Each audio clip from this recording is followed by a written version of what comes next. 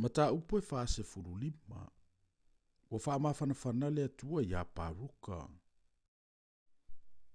O le upuna whai atua Yeremia le perofeta, ia paruka le atali o Neria. Ina o tusia ia upu, mai le nguto Yeremia le tusi. I le whao tausanga o Joakima le atali o Yosia le tupo yuta. Ua whape atu.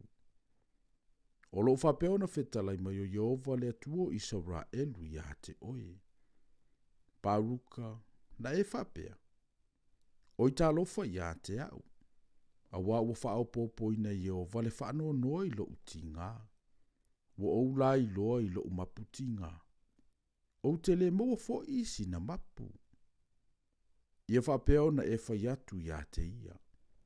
O lo whapea ona whetalai mai o Yehova. Whauta.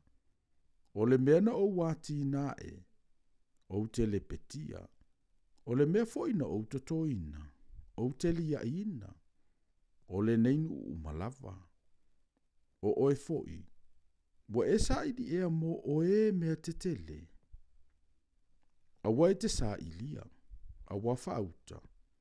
O te whao o le malai e lungo tangata uma. Wa feta lai mai a Yehova. Au te avatu i ante oe lo wola. E whai mavete i mea uma e te alu iai.